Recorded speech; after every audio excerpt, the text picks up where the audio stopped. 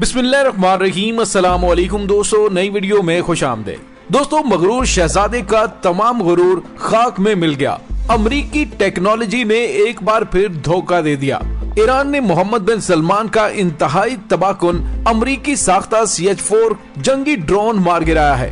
Saudi अरब और मुत्तहिदा अरब अमारात समेत अमेरिका को भी बड़ा पैगाम दे दिया गया। वीडियो की तफसील में जाने से पहले आप देख रहे हैं हकीकत की दुनिया डॉक्टर अली के साथ। हमारा चैनल सब्सक्राइब करके घंटी के निशान को दबाना मत भूलिएगा।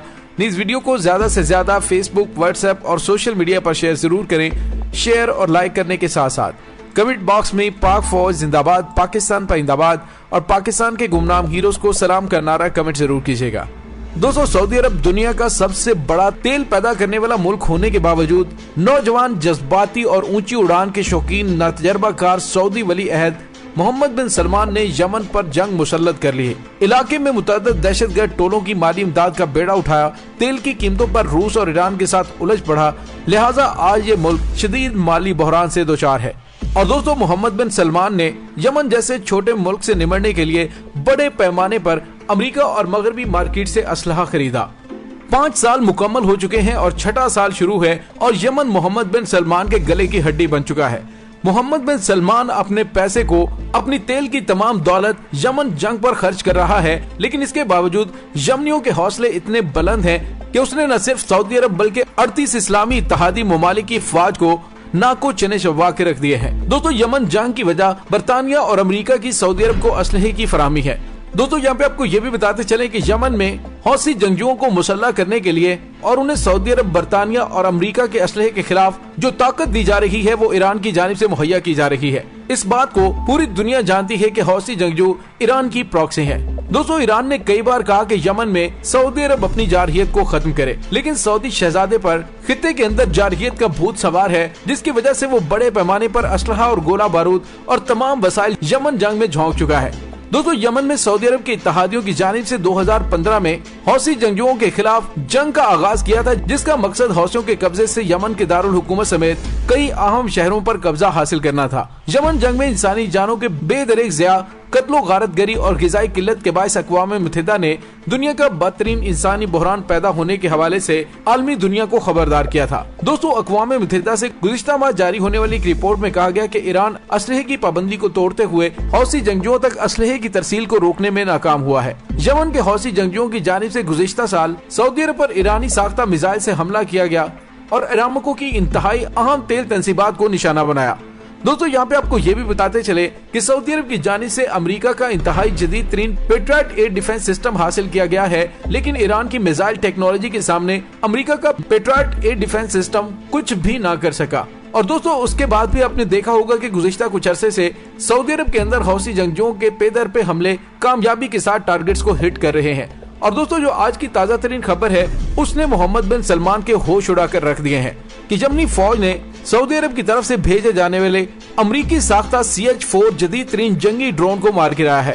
यमनी जराये के मुताबिक यमनी फौज और रजाकार फोर्स की जानिब से सऊदी अरब के इंतहाई जदीद तरीन अमरीकी साख्ता जंगी ड्रोन को मार गिराए जाने का वीडियो भी जारी किया गया है। और दोस्तों, अल-अलाम अल-अरबी और अल-मसीरा न्यूज चैनल ने भी इस खबर को ब्रेक किया है। दोस्तों, यमन के एयर डिफेंस सिस्टम ने सऊदी जदीद तरीन ड्रोन को मार गिराया है। ये अमरीकी साख्ता CH-4 ड्रोन तैयारा यमनी सूबे मारब के इलाके मदगल में यमनी एयरक्राफ्ट मिसाइल सिस्टम का निशाना बना।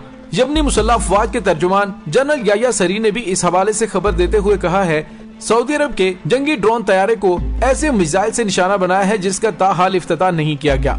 दोस्तों, यहाँ पे आपको ये भी बताते चलें कि यमन की जानिब से गिराए जाने वाले सऊदी ड्रोन तैयारे के परों की लंबाई 18 मीटर है, जबकि ये तैयारा 5 से 7 किलोमीटर की ऊंचाई पर 5000 फीट की बुलंदी पर प्रवास कर सकता है। रिपोर्ट के मुताबिक इस जंगी ड्रोन तैयारे को पूरे मैदान जंग की कवरेज और वसी जंगी इत्तलात हासिल करने के साथ साथ मुख्तलिफ किस्म के अस्करी ऑपरेशंस और साकन और मुतहरक अहदाफ के खिलाफ इंतहाई दुरुस्त हमले के लिए इस्तेमाल किया जाता है। दोस्तों, याद है कि यमनी एयर डिफेंस सिस्टम में ईरानी मिसाइलों की खेप मौजूद है। और दोस्तों, अब तक सऊदी अरब की जानिब से इस तरह के 3 ड्रोन तैयारे यमनी फोर्सेस की जानिब से गिराए जा चुके हैं। पहला 30 सितंबर 2018 के रोज अल्तवाल गुजरगाह के इलाके में, दूसरा 23 दिसंबर 2018 के रोज सुबह सादा की फिजाई हुदूद में और तीसरा 7 जनवरी 2020 के रोज सुबह अल-जौफ में गिराया गया था। दोस्तों यहाँ पर अमेरिकी टेक्नोलॉजी के हवाले से एक बड़ा आम सवाल पैदा होता है, वो ये कि ईरानी टेक्नोलॉजी के सामने अमेरिका के जंगी ड्रोन तैयारे और ईरानी मिसाइल के सामने अमेरिका का जदीद तरीन पेट्रियट एयर डिफेंस सिस्टम नाकारा क्यों हो जाता है।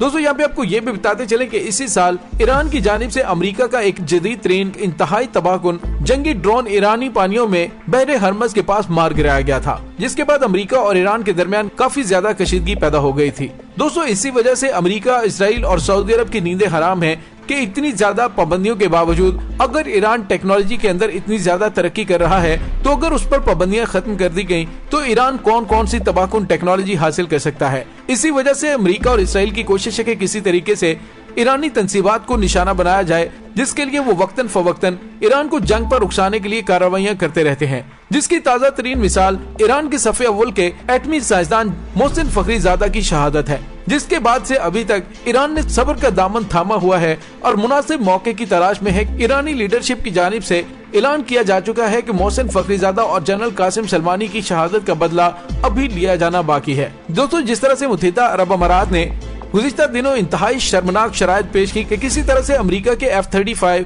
बमबार तैयारे हासिल किए जाएं, जिसके लिए उन्होंने इसराइली पायलट्स को मुत्तहिदा अरब अमारात के पायलट्स की ट्रेनिंग और उसके बाद तैयारों की नकलो हरकत पर नजर रखने के हवाले से भी पेशकश की है। दोस्तों सवाल ये पैदा होता है कि इतना गिर कर ये टेक्नोलॉजी हासिल करने के बावजूद क्या ये ईरानी मिसाइलों का सामना कर पाएंगे, क्योंकि ईरान की जानिब से जो मिसाइल बनाए गए हैं उसकी कैपेबिलिटी और एफिकेसी हौसी जंगजुओं की जानिब से मार गिराए जाने वाले जदीद तरीन CH-4 की सूरत में सामने है। दोस्तों अब देखना यह है कि आने वाले दिनों में मोहम्मद बिन सलमान का किबला दुरुस्त होता है या एक बार फिर वो बेवकूफी का फैसला करते हुए यमन पर हमलों में इजाफा करेगा। दोस्तों यहाँ पे आपको ये भी बताते चले कि जंग ज़दा यमन में गुज़िश्ता 5 सालों में तकरीबन 1 लाख से ज्यादा बच्चे महज भूख के हाथों लुकमा अजल बन चुके हैं। गैर मुल्की खबरसां इदारे AFP ने अक़वाम मुत्तहिदा के अदाद-ओ-शुमार का हवाला देते हुए कहा है कि इंतहाई ग़िज़ाई कमी की वजह से 5 साल तक की उम्र के बच्चों में अमवात की शरह ज्यादा रही है। दोस्तों याद रहे कि सऊदी इत्तेहाद ने मार्च 2015 से ईरान की हमायत याफ्ता हौसी जंगजुओं से जंग शुरू की हुई है। अप्रैल 2015 से अक्टूबर 2018 के दरमियानी अरसे में ग़िज़ाई खुराक की अदम दस्तियाबी के सबब तकरीबन 84,701 बच्चे भूख की वजह से दम तोड़ गए। यमन में सेव द चिल्ड्रन के डायरेक्टर तैमूर कैरलोस ने बताया कि हम बहुत खौफजदा हैं कि जंग के आगाज के बाद से अब तक खुराक की इंतहाई कमी के बायस 1.5 लाख से ज्यादा बच्चे जाम हक हो चुके हैं। उनका कहना था कि भूख के बायस बच्चों के अंदरूनी अज़ाब बतदरीज अपना काम करना छोड़ देते हैं और बच्चों की मौत हो जाती है। ताहम वालिदैन अपने बच्चों को यूं मौत के मुंह में जाता देखते हैं, लेकिन कुछ करने से कासिर होते हैं। दोस्तों वाज़ेह है कि जब से यमन में सऊदी अमाराती मिलिट्री मुदाखलत का सिलसिला मार्च 2015 से शुरू हुआ, तो हौसी जंगजुओं के जेर कब्जा अहम पोर्ट हदीदा के रास्ते खुराक की तरसील में महाना 55,000 टन कमी वाक़ हुई है। दोस्तों 22 लाख बच्चों समेत 44 लाख बड़ों की खुराक को भी कमी का सामना है। दूसरी जानिब वर्ल्ड फूड प्रोग्राम ने खबरदार किया है कि यमन के साहिली इलाके हदीदा में जंग के बायस तकरीबन 1 करोड़ 40 लाख यमनी ग़िज़ाई कमी की जद में है। खुराक की तरसील में मजीद कमी के बायस गैर मामूली और हौलनाक नताइज सामने आएंगे। दोस्तों याद रहे 2015 से लेकर अभी तक हौसी जंगजुओं के खिलाफ जंग में सऊदी इत्तेहाद के अब तक 10,000 से ज्यादा फौजी जाँ बहक हो चुके हैं, लेकिन हदीदा का कब्जा हासिल करने में नाकाम रहे हैं। दोस्तों गुज़िश्ता दिनों हौसी जंगजुओं के कमांडर ने कहा था कि अब फैसला कुन जंग लड़ने का वक्त आ गया है। अब पूरे यमन को सऊदी इत्तेहाद से आजाद करवाने के लिए फैसला कुन कार्रवाइयाँ की जा रही हैं। दोस्तों जिनके बच्चे भूख से बिलखते हुए मर रहे हो, लाजमी बात है कि वो अपने बच्चों की खातिर बंदूक उठाएंगे और यही सूरत हाल यमन में सामने आ रही है। यमन की जानिब से सऊदी इत्तेहाद को इस तरह की ज़रबें लगाई जा रही हैं कि जिससे सऊदी अरब का घुमंड और गुरूर टूटकर पारा पारा हो चुका है। अब देखना ये बाकी है कि मोहम्मद बिन सलमान होश के नाखून लेते हुए यमन जंग को खत्म करने का ऐलान करते हैं या एक बार फिर जंग ज़दा खित्ते के अंदर मजीद असलहे की आग भड़काएंगे। इसका फैसला आने वाला वक्त करेगा। इसके साथ ही डॉक्टर अली को इजाजत दीजिए। इंशाल्लाह बहुत जल्द मिलते हैं एक नई वीडियो में। तब तक के लिए अपना बहुत सारा ख्याल रखिएगा। पाक फौज जिंदाबाद, पाकिस्तान पाइंदाबाद, पाकिस्तान के गुमनाम हीरोज को सलाम। अल्लाह वारिस।